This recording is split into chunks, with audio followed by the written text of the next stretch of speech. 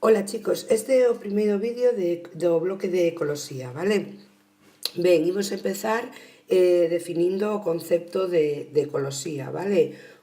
A ecoloxía é a ciencia que estudia os ecosistemas, de acordo? Sería, polo tanto, unha ciencia que forma parte da bioloxía e que estudia as relacións dos seres vivos entre sí e o medio no que viven, non? Aí tedes unha diapositiva onde ves a definición de ecosistema, vale? O ecosistema é o que estudia a ecoloxía, e os ecosistemas sería un sistema formado por un conxunto de organismos de distintas especies, é o que chamamos biocenose, o medio no que viven coas súas características físico-químicas, é o que chamaríamos biotopo, e as interaccións que se establecen entre elas. Eso sería un ecosistema, vale? Lembrade, polo tanto, que é unha interacción entre os seres vivos, as características físico-químicas do ambiente e as relacións que se establecen tanto entre os seres vivos como entre os seres vivos e o medio no que viven, de acordo? A biocenose, polo tanto, é unha das partes, un dos componentes dos ecosistemas, vale? Son dous, o biotopo, aí o tedes, esta diapositiva, humidade, enerxía solar, chuvia, temperatura, substrato, presión, todas aquelas características físico-químicas, todas aquelas substratos, toda a parte non viva dun ecosistema sería biotopo, e a biocenose serían os seres vivos. Entre eso se produce unha relación, vale? A biocenose serían os seres vivos e as súas relacións, as relacións que existen entre eles, vale? A todos esos factores que dependen tanto do biotopo como a biocenose se lle chaman factores ambientais, vale? Os factores ambientais serían todas aquelas características do medio que van a afectar tanto a todos os componentes do ecosistema cusa presencia ou variación influye nos organismos da biocenose. Como vai a influir nos organismos da biocenose? Pois van a determinar a súa distribución, a súa composición, a abundancia, que existan máis ou menos esos organismos, e as adaptacións que presentan os organismos. Como saberemos, non teñen as mesmas adaptacións os organismos que viven nun medio terrestre que viven nun medio acuático. Polo tanto, os factores ambientais van a determinar as adaptacións que teñan eses seres vivos, vale? Ben, en que clasificamos, en que dos grupos clasificamos os factores ambientais? Os clasificamos en dous grupos, vale? Factores abióticos e factores bióticos. Nos factores abióticos estarían todos aqueles que propiedades físicas e químicas que non dependen dos seres vivos, como os tres principais que imos a estudiar ou que determinan moito máis as adaptacións, determinan moito máis a vida da biocenose, son a luz, a temperatura e a disponibilidade de auga. E, por outro lado, estarían os factores bióticos, que serían a natalidade, a mortalidade, é dicir, todas as variacións dos seres vivos nese ecosistema, que imos a estudiar fundamentalmente as relacións que existen entre os individuos da biocenose, principalmente relacións intraespecíficas e as interespecíficas. Ben, antes de seguir, temos que definir dous conceptos importantes, que son zona de tolerancia ou límites de tolerancia e factor limitante, vale? Se refieren tanto a zona de tolerancia como ao factor limitante a factores ambientais, vale? Aí tedes unha gráfica donde estamos vendo o valor dun factor ambiental con respecto ao tamaño da poboación, non? Neste caso temos unha poboación de peixes, si, as podedes ver aí, e podedes ver que hai unha zona onde temos a maior cantidade de peixes, si? E está entre os límites, a esos se chaman os límites de tolerancia e esa é a zona de tolerancia. Por debaixo desa zona de tolerancia, o número de peixes, neste caso, o sea, o número de individuos da poboación disminuye drásticamente, incluso desaparecen, de acordo? Existindo incluso unha zona de intolerancia, é dicir, eses peixes non poden vivir pois con eses datos ou con ese factor ambiental, vale? E outro é o factor limitante, vale? O factor limitante sería un factor ambiental que limita o crecemento dunha especie, vale? Pode ser, imaginadevos, a temperatura, vale? Entonces, que exista un animal, un ser vivo, un organismo, que só poda vivir nun determinada temperatura e que ese factor é o limitante do crecemento, vale? Moi ben, seguimos.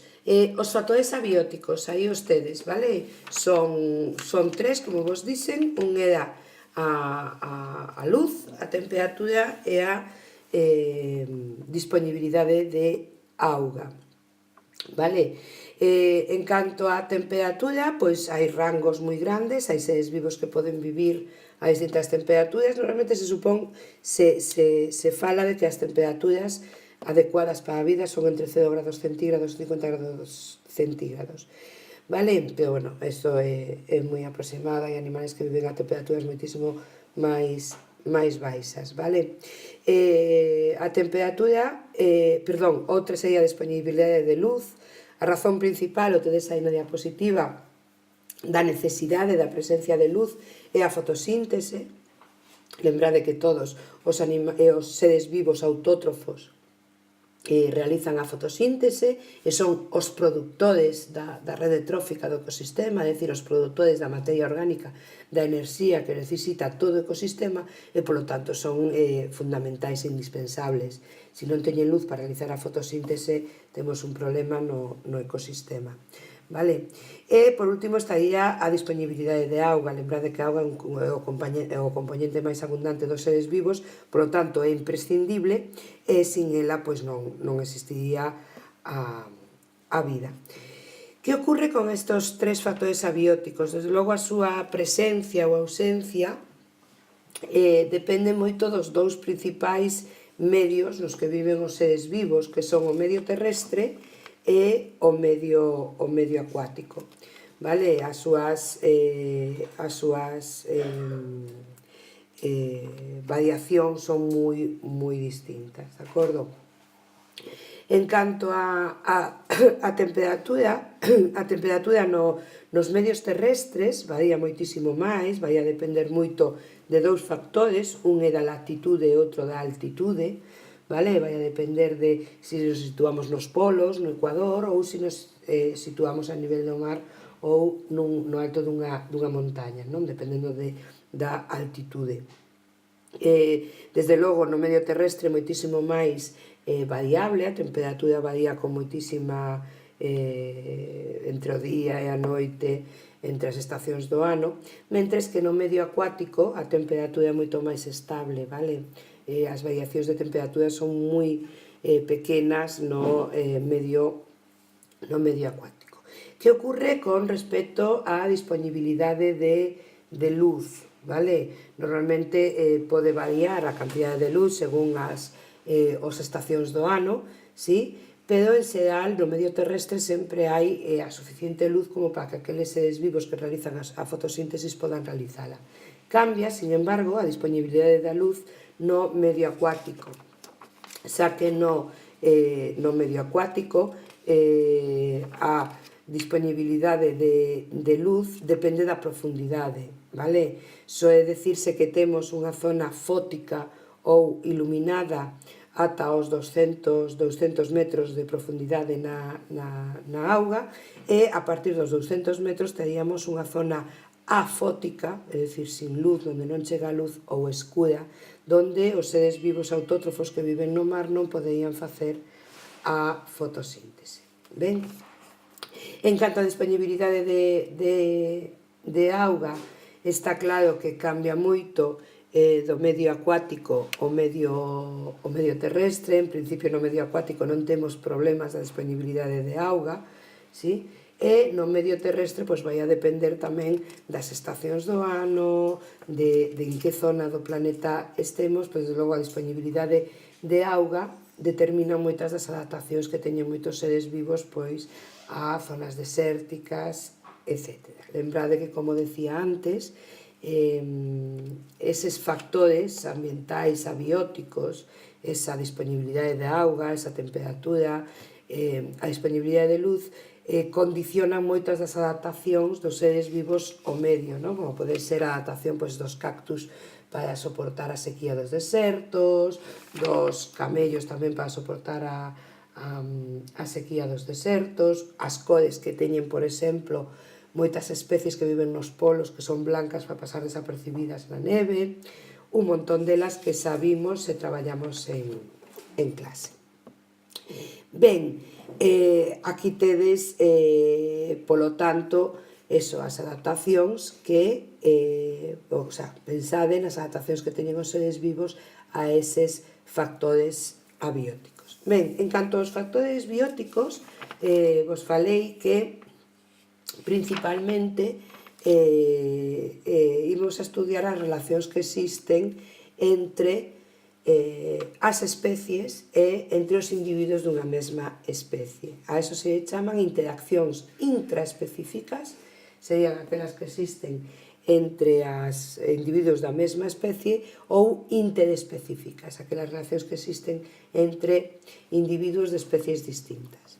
Dentro das interaccións intraespecíficas vamos a estudiar dous grupos, ¿sí? Unha que serían a competencia, aí vamos a ver, existe competencia tanto entre os individuos da mesma especie como entre os individuos de especies distintas. Na competencia dentro da mesma especie se determina o que chamamos a evolución, é dicir, os individuos da mesma especie non son todos iguais, non teñen todos as mesmas características para poder adaptarse ao medio. Esas características son xenéticas, se poden heredar, e iso fai que certos individuos sexan máis aptos para adaptarse a ese medio que outros individuos desa mesma especie, vale? Me imagino que isto vos sona e vos sona a evolución, vale? A propia natureza selecciona aqueles individuos da mesma especie que están mellor adaptados ao medio e fai que esas características perduren no tempo por medio da herencia. A eso chamamos evolución, sería a base da teoría de evolución de Darwin, vale? A selección natural. Lembrade sempre que a selección natural se produce por competencia entre individuos da mesma especie. Ben, outro grande grupo de interaccións intraespecíficas son as asociacións, vale?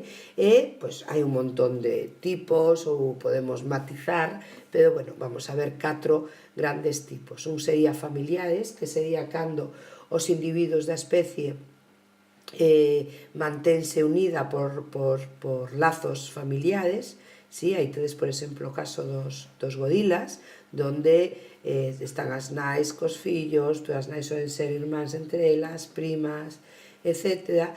Estarían o que serían as asociacións gregarias, son aquelas nas que as especies se manteñen unidas ou xuntas para obter un beneficio, moitas veces para protexerse de un depredador, no caso das cebras, sí? O que chamamos manadas, os bancos de peixes, os pasaros cando viaxan, migran, as bandadas de pasaros que viaxan xuntos. Despois estarían as coloniais, vale? As coloniais se soe falar, por suposto, son familia, non? Podemos dicir, a diferencia entre familia colonial ou entre gregaria e coloniais. Nas coloniais falamos cando existe unha reproducción asexual, é dicir, uns individuos descenden dos anteriores, sí? E permanecen unidos, vale? Ese é o caso dos corais que tedes aí, vale? E por último estarían os estatais. Nos estatais, moi fácil, é o caso das abellas, donde se establecen xerarquías, donde se establecen funcións dentro da propia asociación de individuos das abellas e teñen distintas funcións, distintos traballos dentro do grupo, vale? Ben, en canto ás relacións interespecíficas, é dicir, relacións que se establecen entre os individuos de distintas especies, imos a ter de novo que sería a competencia, vale? Pero neste caso competencia interespecífica, é dicir, competencia entre os individuos de distinta especie, e a competencia polos recursos, o sea, polos alimentos, por un sitio onde poñer os ovos, por un sitio onde resguardarse, por un sitio onde tomar o sol, todas a competencia entre especies entre organismos de distinta especie leva á definición dun concepto moi importante de ecoloxía que é o nicho ecolóxico, vale? O nicho ecolóxico dunha especie se define como conxunto de trazos, vale? Esa palabra trazos eu creo que a traballamos bastante ben en clase e vos queda claro, pero o conxunto de trazos que a caracterizan, é dicir, as súas adaptacións, a zona onde pode vivir, as súas necesidades, os seus rangos de tolerancia a certos factores ambientales, etc., que a fan apta para integrarse no ecosistema e definen a súa función nel. Vos decía que intentades diferenciar o que é hábitat do que é nicho ecolóxico. O hábitat é o lugar espacial donde vive físico, un espacio físico donde vive un individuo, mentres que o nicho é o que o define.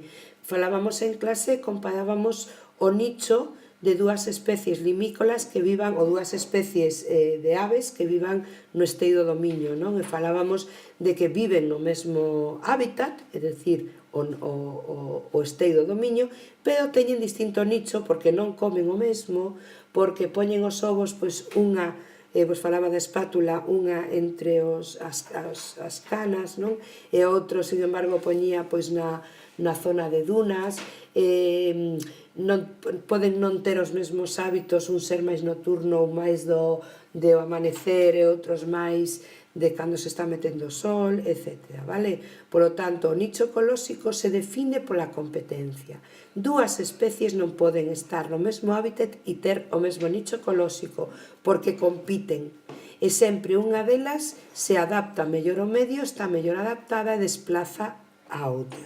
Vale? Polo tanto, nun hábitat, cada especie ten o seu nicho ecolóxico. Vale? E despois outro grupo de interaccións entre individuos de distintas especies serían as non competitivas, vale? Que estudiaríamos 4. Unha é a depredación, sí? Depredador-presa. Os símbolos que vos poño nas diapositivas, o máis significa si é beneficioso para un individuo e o negativo que non é beneficioso, que é perxudicial para ese individuo. No caso da depredación está moi claro, depredador positivo, a presa en negativo. Saca un beneficio importante o depredador e, desde logo, ningún beneficio a presa. Parasitismo. No caso do parasitismo tamén temos positivo e negativo. O parásito saca un beneficio, pero o parásito, o sea, o hospedador neste caso non lle perxudica. Neste caso, aínda que se parece moito á depredación, normalmente o parásito non quere causar a morte ao hospedador ou trata de non causarlle a morte. Outra cosa é que pode chegar según as circunstancias que teña o hospedador ou masiva que sea o parasitismo, non? Pero non busca a morte do hospedador. Ben, outro caso sería o comensalismo. Vos poño aí o caso da quenya e da rémora, vale? Donde a rémora pois vai agarrada a quenya e, bueno, pois digamos que nadie se mete coa rémora polo gran amigo que ten, e aparte, pois, bueno, pode viaxar distancias importantes. No caso do comensalismo, o comensal si ten un beneficio, neste caso a rémora, mentras que o que dá ese comensalismo pois non ten nin beneficio nin perxuicio, é bastante neutro. E despois temos o caso de mutualismo e simbiose, vale? O mutualismo e a simbiose serían as dúas positivas para as dúas especies, sí, e moitas veces se fala case de sinónimo entre elas. Nos vamos a facer unha pequena diferencia e falaremos de mutualismo, pois no caso, por exemplo, como tedes aí na foto, dos pásaros que se comen os parásitos dun búfalo, os dous teñen beneficios, os pásaros pois teñen unha comida relativamente fácil e o búfalo pois se libra deses bichos, sí, e falaremos máis de simbiose cando, por exemplo, no caso do líquen, que vos falaba que era unha asociación entre un alga e un fungo, cando esa asociación de beneficio mutuo é moi estreita, creando, pois neste caso, por exemplo, casi un individuo, o sea, casi non, creando un individuo novo, vale? Bueno, ata aquí o primeiro vídeo de ecoloxía. Perdoade os erros, que hai habelos hailos, son moitos e variados. Graciñas e vémonos en clase.